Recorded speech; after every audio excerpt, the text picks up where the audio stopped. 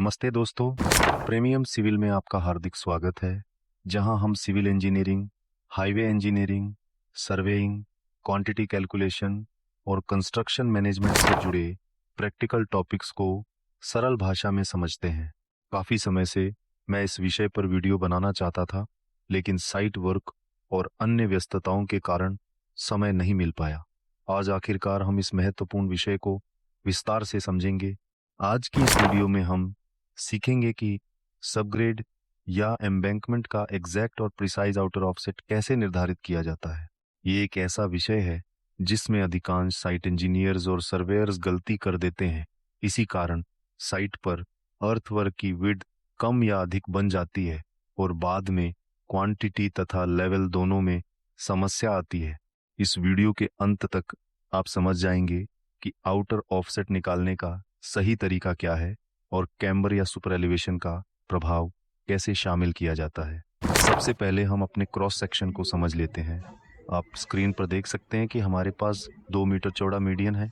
एक तरफ 7.5 मीटर का कैरेजवे है, 1.5 मीटर का पैव्ड शोल्डर है और 2 मीटर का अर्थन शोल्डर है। यदि हम ट्रैफिक सेंटर लाइन से एक तरफ की पूरी फॉर्मेशन विड्थ निकालें तो यह 13 मीटर बनती है। अब मान लीजिए कि हम सबग्रेड लेयर का सेटिंग आउट कर रहे हैं और हमें इसका अंतिम आउटर ऑफसेट निकालना है। क्रॉस सेक्शन में साइड स्लोप 2 क्षैतिज और 1 ऊर्ध्वाधर रखी गई है, अर्थात यदि एम्बैंकमेंट 1 मीटर ऊंची है तो साइड स्लोप 2 मीटर बाहर जाएगी। अब मान लेते हैं कि शोल्डर के आउटर एज पर हमारी एम्बैंकमेंट हाइट 0.445 मीटर है। सामान्यतः अधिकांश लोग इसी हाइट को साइड स्लोप फैक्टर से गुणा करते हैं। क्योंकि साइड स्लोप 2 क्षैतिज और 1 ऊर्ध्वाधर है, इसलिए हाइट को 2 से गुणा किया जाता है।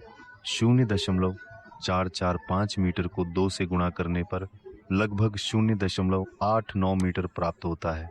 अब इस मान को 13 मीटर में जोड़ दिया जाता है। इस प्रकार आउटर ऑफसेट लगभग 13.89 मीटर प्राप्त होता है।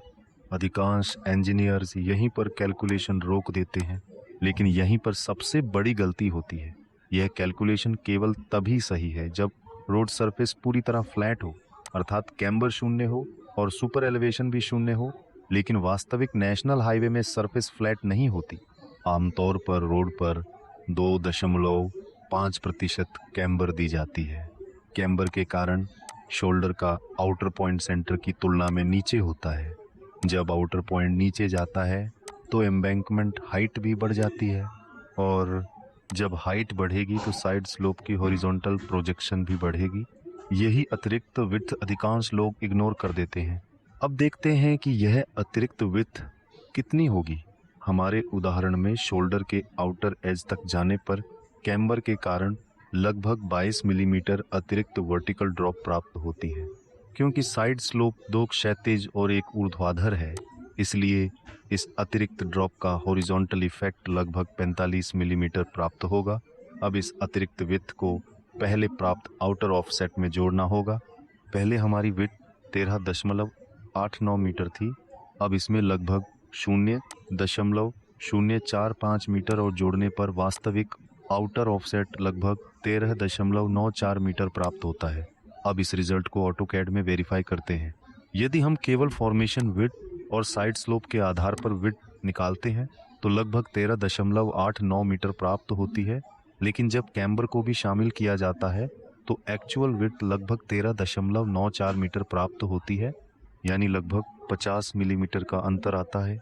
आप सोच सकते हैं कि 50 मिलीमीटर बहुत कम है, लेकिन जब पूरी रोड लेंथ में सेटिंग आउट किया जाता है तो यही छोटी गलती earthwork quantity, subgrade width, GSB width, WMM width तथा बाइटुमिनस लेयर्स में बड़ा अंतर पैदा कर सकती है। इसलिए जब भी साइट पर आउटर ऑफसेट निकालें, केवल फॉर्मेशन विड्थ और साइड स्लोप पर भरोसा न करें। हमेशा कैम्बर या सुपर एलिवेशन का प्रभाव भी शामिल करें। याद रखिए, यदि सरफेस फ्लैट है तो सामान्य फॉर्मूला सही है, लेकिन यदि कैम्बर या सुपर एलिवेशन मौजूद है तो अतिरिक्त करेक्शन अवश्य जोड़ें। यही तरीका आपको सबग्रेड, एम्बैंकमेंट, जीएसबी, डब्ल्यूएमएम और पेवमेंट लेयर्स का एग्जैक्ट और प्रिसाइज आउटर ऑफसेट देगा। धन्यवाद दोस्तों। यदि वीडियो उपयोगी लगी हो तो इसे अपने सर्वेयर, साइट इंजीनियर और हाईवे इंजीनियर मित्रों के साथ अवश्य साझा करें। अगले वीडियो में हम टोटल स्टेशन द्वारा इन ऑफसेट्स को ग्राउंड पर मार्क करने की पूरी प्रक्रिया सीखेंगे। दोस्तों, जैसा कि आपने देखा होगा कि हमारे चैनल पर सॉइल मैकेनिक्स की नई प्लेलिस्ट भी शुरू हो चुकी है, जिसमें हम बेसिक से लेकर एडवांस लेवल तक के कॉन्सेप्ट विस्तार से समझेंगे।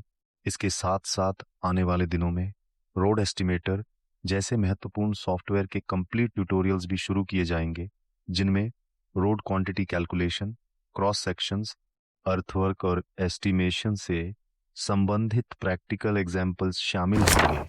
इसलिए यदि आप सिविल इंजीनियरिंग फील्ड से जुड़े हुए हैं तो वीडियो को लाइक, शेयर और कमेंट जरूर करें तथा चैनल को सब्सक्राइब करना ना भूलें। आपका एक लाइक, एक कमेंट और एक सब्सक्रिप्शन हमें ऐसे ही टेक्निकल और